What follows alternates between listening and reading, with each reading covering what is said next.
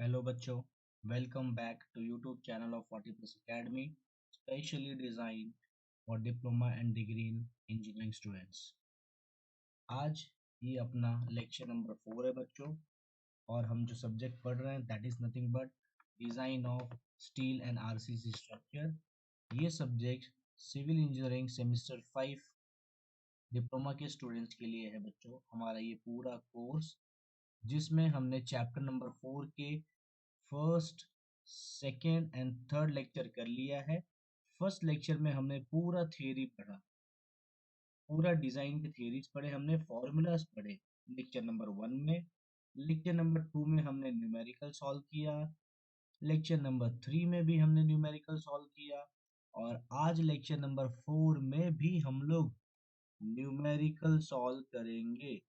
इसका मतलब ये पूरा लेक्चर, जो लेक्चर नंबर 4 है, ये डिपेंड है ये पूरा लेक्चर नंबर 1 पे, क्योंकि यहाँ हमने फॉर्मूला पढ़ा है, यहाँ हमने डिज़ाइन के स्टेप्स पढ़े हैं। जो सबसे इम्पोर्टेंट होता है स्टेप्स, हमने लेक्चर नंबर 1 में अच्छे से पढ़ा है। इसीलिए आपके स्क्रीन के राइट साइड में आई बटन दिखता होगा, यहाँ राइट साइड में, राइट साइड के टॉप पे क्लिक करेंगे तो आपको सीधा लेक्चर नंबर 1 की लिंक मिलेगी। आप वहां से पहले लेक्चर नंबर 1 पढ़ ले अच्छे से, फिर लेक्चर 2 भी करें, लेक्चर 3 करें, फिर आप लेक्चर नंबर 4 पे आइए। ठीक है, तो बिना टाइम वेस्ट करते हुए सबसे पहले हम लोग आज के लेक्चर का स्टार्ट करते हैं बच्चों। देख लीजिए, सबसे पहला ये मैं थोड़ा ये आपको स्टेप्स बता देता हूँ डिजाइन के वापस एक बार। सबसे पहला स्टेप होता है शेयर फोर्स निकालना। दूसरा स्टेप होता है नॉमिनल शेयर स्ट्रेस निकालना। तीसरा स्टेप होता है परसेंट पीटी निकालना। लेकिन परसेंट पीटी हम लोग क्यों निकालते हैं? टाउसी की वैल्यू निकालने के लिए। कभी कभी टाउसी की वैल्यू डायरेक्ट क्वेश्चन में दिया होता है, इसलिए हम ये स्टेप को कट कर देते हैं, स्किप कर देते हैं, जैसा कि लेक्चर नंबर 3 में हमने किया था। उसके बाद हम चेक करते हैं कि हमारा टाउ वी बड़ा है, टाउ वी बड़ा है टाउ सी से, या टाउ वी छोटा है टाउ सी से। अगर ये कंडीशन हो जाएगा, अगर ये कंडीशन होता है, तब हम क्वेश्चन को आगे सॉल्व करेंगे।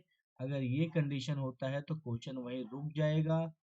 ठीक है, क्योंकि इस कंडीशन में shear reinforcement करने की जरूरत ही नहीं है। shear reinforcement हम कब करते हैं? when our nominal shear stress is greater than shear stress of concrete। concrete क्या shear stress, ठीक है, तभी हम लोग shear reinforcement करते हैं। यहाँ पे आप लोग पढ़ लो, और ये सब चीजें मैंने काफी अच्छे से लेक्चर नंबर 1 में सिखाया है। ठीक है, ये डिजाइन के स्टेप्स है, ये पेज बहुत इंपॉर्टेंट है, मैंने आपको बहुत बार बताया है, तो इस पेज को पूरा अच्छे से देख ले और समझ ले। ठीक है, आज हम लोग अपना जो सम सॉल्व करने वाले हैं वहां मैं आपको लेके चलता हूँ, और आप देख सकते हो आपकी स्क्रीन पे आज का हमारा ये क्वेश्चन है। ये क्वेश्चन मैंने डायरेक्टली आपके टेक्स्ट बुक से लिया है। कौन सी टेक्स्ट बुक से? निराली।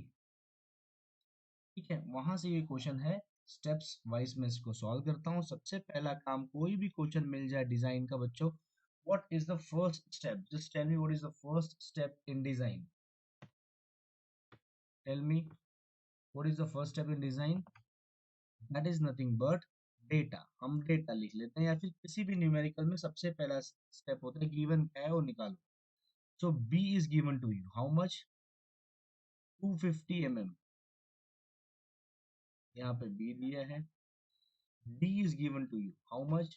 415 mm is reinforced with 4 bars of 16 mm है, ये mm है, 16 mm diameter of grade Fe 400. So 4 bars of steels are there, 4 bars of steel. What is the diameter? With dia of 16 mm is given to us. Next, what is grade of steel? Grade of steel, grade of steel बच्चों है Fe 415। और steel की grade से हमको कौन सी value मिलती है? Fy की, how much? 415 kilo newton, sorry newton per mm², ये आपको मिलता है। Next, the shear force of the support is, shear force दिया है, shear force is given to you, तो shear फोर्स इसको हम लोग V से डिनोट करते हैं। V it is 90 kilo newton. Design the shear reinforcement design करना है। Use M20 concrete. Grade of concrete, what is grade of concrete given to us is M20। तो M20 से हमको क्या मालूम पड़ता है कि Fk का वैल्यू 20 होगा Newton per mm²। and 6 vertical stirrups of Fe4 on how diameter diameter of stirrups, what is diameter of stirrups given to you 6 और अगर ये diameter नहीं दिया रहा तो हम लोग कितना कंसिडर करते हैं 8 और यहाँ पे आपको एक टेबल दिया है। ये टेबल आपके डिजाइन डेटा बुक से सीधा यहाँ पे छाप के दिया है। इस टेबल को हम लोग यूज करने वाले हैं इस क्वेश्चन में। तो इस क्वेश्चन में और प्रीवियस क्वेश्चन में डिफरेंट क्या है, यही टेबल का डिफरेंस है। बाकी पूरा का पूरा क्वेश्चन सेम है बच्चों। ये टेबल नहीं दिया था इसलिए मैं ये क्वेश्चन नंबर 3 आपके लिए लाया हूँ लेक्चर नंबर 4 के थ्रू।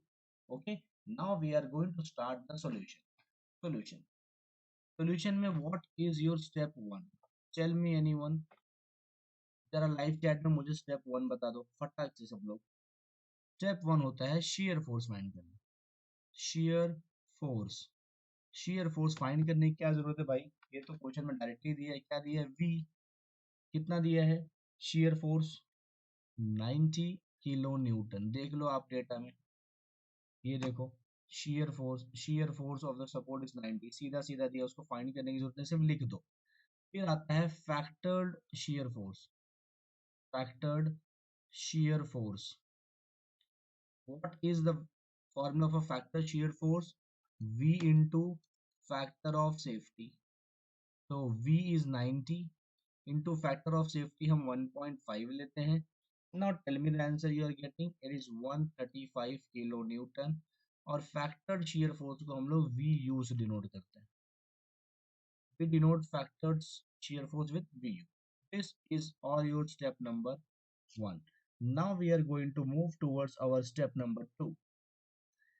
स्टेप 2, स्टेप 2 सॉल्व करते हैं यहाँ पे। स्टेप 2 मुझे बताओ क्या होता है, nominal shear stress.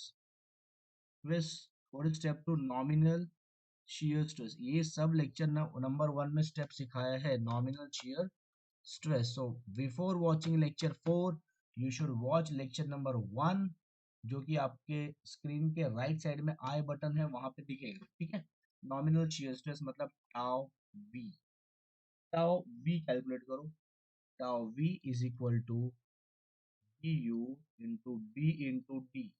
B you का वैल्यू ऊपर ही है, दैट इज 135 इंटू 10⁻³ से मल्टीप्लाई कर दो upon V. What is V and D, V is 250, D is 415। So 250 into 415, what is the answer you are getting in this? The answer for this question will be 1.3 Newton per mm square। This is tau v। You got the value of tau v। tau v निकालने के बाद, tau v निकालने के बाद आपका अगला काम होता है tau c निकालना। क्या फाइंड करना, टाउ सी। जब भी आपको टाउ वी मिल जाएगा आप टाउ सी निकालोगे। मतलब जब भी आपको नॉमिनल शियर स्ट्रेस मिल जाएगा, नॉमिनल शियर स्ट्रेस मिल जाएगा, तब आप शियर स्ट्रेस ऑफ कंक्रीट निकालोगे। किसका निकालोगे, कंक्रीट। लेकिन टाउ सी फाइंड करने के लिए आपको परसेंट ऑफ पीटी पता होना चाहिए। क्या पता होना चाहिए, percent of PT. So next formula will be step number 3। Step number 3, just a second. Step number 3 बच्चों, स्टेप 3।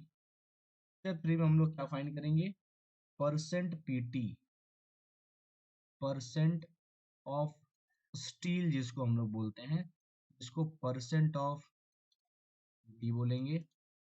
ठीक है, तो कैसे निकालेंगे percent of PT, what is the formula for percent of PT, tell me. AST, area of steel आएगा, AST that is area of steel upon B into D into 100। So area of steel आएगा, कितने steel है जरा बताओ, area of steel, how you can calculate area of steel. 4 rod दिया है steel का, कितना रॉड दिया है 4, ये देखो 4 bars of steel with diameter 16, इसलिए ये आएगा 4 और डायमीटर कितना बच्चों 16 का square upon what is B, what is value of B 230 into what is value of D 415, यहाँ पे 100। तो आपको परसेंट पीटी का वैल्यू मिलेगा, percent PT you are getting as 0.78। कितना मिला, परसेंट पीटी इज 0.78। मुझे यहाँ पे बताओ, ये टेबल दिख रहा है आपको, इस टेबल में परसेंट पीटी का कॉलम दिख रहा है, ये इसमें 0.78 है क्या कहीं, कहीं है 0.78, नहीं है। तो आपको टाउसी का वैल्यू कैसे मिलेगा, प्रॉब्लम हो गई ना। अगर 0.5 आया होता है आंसर, समझो 0.5 आया होता परसेंट पीटी, पीटी की वैल्यू 0.5, तो सीधा सीधा 0.48 ले लेते। 0.75 आया होता तो 0.56 ले लेते, 1 आया होता तो 0.62 ले लेते, लेकिन मैचिंग वैल्यू नहीं आया, इन तीनों में से कुछ भी नहीं आया, इन तीनों में से कुछ भी नहीं आया, देख लो क्या आया, 0.78 आया।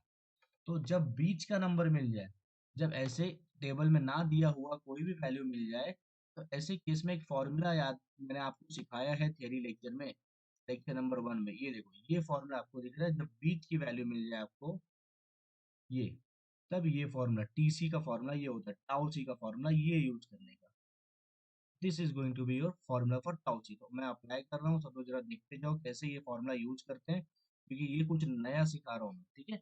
सो ध्यान दो, फॉर्मूला है आपका tau C is equal to tau C 1 plus tau C 2 minus tau C 1 upon P T 2 minus P T 1 into P T minus P T 1, ये आपका फॉर्मूला है।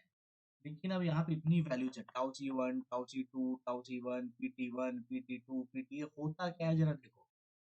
टाउ सी 1, आपका टाउ सी 1 क्या रहेगा, अच्छा पहले देखो ये 0.78 है ना, आपका 0.78 किसके बीच में आया है, 0.78, 0.78 यहाँ कहीं आएगा बीच में, 0.5 और 1 के बीच में आएगा, बराबर के बीच में आएगा, यस और नो। हाँ, तो फिर बच्चों यहाँ पे ध्यान दो, आपका टाउ सी 1 0.5 आएगा, टाउ सी, एक 10 सेकेंड, सॉरी सॉरी, ये ऐसे रखो, आपका पी टी 1 ये किसके बीच में है, पीटी किसके बीच में है, 0.75 के बीच में है, तो पी टी 1 0.75 और पी टी 2 1 लेने का, देख लो जीरो, पीटी की वैल्यू 0.75 और 1 लो, क्यों, क्योंकि 0.78 इन दोनों के बीच में आता है, तो ये आपका पीटी 1 हो गया, ये आपका पीटी 2 हो गया, ये आपका पीटी हो गया, समझ गया। तो मैं यहाँ लिखता हूँ, ध्यान दो, अच्छे से वापस इसको करता हूँ, वेस्ट जस्ट सेकेंड, आपको मैं तीनों बता देता हूँ। आपका पीटी क्या आया 0.78, पीटी 1 क्या हो गया 0.75, पीटी 2 क्या हो गया 1। अब यहाँ पे नेक्स्ट ऐसे आएगा टी सी 1 और यहाँ आएगा टाउ सी 2, टाउ सी 1 और टाउ सी 2, तो टाउ सी 1 देखो, ये टाउ सी 1, ये टाउ सी 2, पीटी 1 के सामने टाउ सी 1, पीटी 2 के सामने tau C 2, so this will be your tau C 2, मतलब क्या 0.56 और टाउ सी 2 0.62, सब वैल्यूज मिल गया। क्या करना है, यहाँ वैल्यूज पुट करना है, टाउ सी 1 का वैल्यू 0.56 प्लस टाउ सी 2 का value 0.62 minus tau C 1 is इज 0.56 upon PT 2 is 1 minus 0.75, PT की वैल्यू है 0.78 माइनस पीटी 1 है 0.75, इसको कैलसी में सॉल्व करोगे तब आपका आंसर टाउ सी का आएगा 0.57 न्यूटन पर mm²। क्या आंसर मिला? What you got here? You got tau c. Tau c is equal to 0.57, just a second, 0.57 Newton per mm²। समझा क्या सबको? बहुत इजी है, ठीक है, ज्यादा डिफिकल्ट नहीं है। इसको अच्छे से देखोगे समझेगा, तकिया लगा के आराम से घर पे बैठ के देखोगे तो नहीं समझेगा। हाथ में कैंची लेके बैठो, दिमाग एकदम चालू रखो, नींद में मत देखो वीडियो, पूरा लेक्चर अच्छे से समझेगा बच्चों, ठीक है। Now now we will check tau V is bigger than tau C. Check करो टाउ वी की वैल्यू क्या आई थी। What is the value for tau V you have got? ये 1.3 मिला था, ये 0.57 मिला, कौन सा बड़ा है? टाउ वी बड़ा है ना। Hence Hence, shear reinforcement is required. Shear reinforcement is required. अब हम लोग को मालूम पड़ गया कि shear reinforcement करना है कि नहीं करना है। अभी मालूम पड़ा, अब करना है। क्यों? टाउ वी बड़ा आ गया ना। If your tau v is greater than tau c, then we will do shear reinforcement. Okay. Now step 4. Step number 4. अब हम shear reinforcement करेंगे। shear reinforcement करने के लिए सबसे पहले shear force फाइंड करेंगे। shear force for shear reinforcement, for shear reinforcement क्या फॉर्मूला होता है बताओ? बहुत बार सॉल्व कर दिया है, इसलिए मैं अब जल्दी जल्दी कर रहा हूँ। V U S is equal to V U minus, ये ब्रैकेट रखने का, tau c into b into D. B you का वैल्यू कितना है? 135 into 10⁻³ minus 0.57 into 230 into 415। Now you will get VUS। आपका VUS आएगा 80593 न्यूटन। और यहां लिखना since no bent up bars are use. Bent up bar use हुआ है क्या यहाँ पे? Bent up bars are used, therefore VUS is equal to VUSV is equal to 80593 Newton. कैसे मालूम पड़ा वेंटअप बार नहीं यूज हुआ है? कहीं भी क्वेश्चन में लिखा है क्या? देखो क्वेश्चन में कहीं भी बोला है क्या वेंटअप बार्स आर यूज्ड? कहीं भी नहीं। सो इससे मालूम पड़ा कि वेंटअप बार्स यूज नहीं हुआ है, इसलिए VUS is equal to VUSV। ठीक है। अब हमारा होता है एजम्पशन। अब हम यहाँ पे एज्यूम करते हैं। क्या एज्यूम करते हैं? एजम्पशन पता है ना, कितना लेग लेने का? बोल दो। Two legged. टू लेग्ड कितना डायमीटर लेना है? 6 diameter stirrups are used. 6 diameter stirrups are used. कैसे? कैसे मालूम पड़ा 6 लेना है कि 8 टू लेग तो पता है आपको। 6 क्वेश्चन में ही दिया है कि 6 यूज करो। देखो इधर बोला है 6 डायमीटर वर्टिकल स्टोरअप्स आर यूज्ड। समझा? तो 6 डायमीटर, तो एरिया ऑफ स्टोरअप्स निकाल लो पहले। एरिया ऑफ स्टोरअप्स क्या आएगा? दो लेग है इसलिए 2, दो लेग है इसलिए 2 इंटू 5/4 इंटू डायमीटर 6 है तो 6 का स्क्वायर। ठीक है, ये एरिया ऑफ स्टेरप्स का फॉर्मूला है। तो इस तरह आप एरिया ऑफ स्टेरप्स निकाल लेंगे। ठीक है, ये mm² में आएगा, लिख लेना अच्छे से। नेक्स्ट स्टेप 5, लास्ट स्टेप क्या होता है बच्चों? स्टेप 5 इज स्पेसिंग फाइंड करना। क्या फाइंड करना? स्पेसिंग। स्पेसिंग में भी 3 होता है, एक SV, एक SV मिनिमम और एक होता है SV मैक्स। SV मैक्स तीनों का मैं फॉर्मूला लिखता हूँ। SV का formula is 0.87 into FY into ASV into D upon VUSV। What is SV minimum का formula? 0.87 into FY into ASV upon 0.4 b। What is SV max का formula? 0.75 b और 300 mm। इन दोनों में विच एवर इज स्मॉल, इन दोनों में जो भी आंसर स्मॉल आया वो आपका आंसर होगा।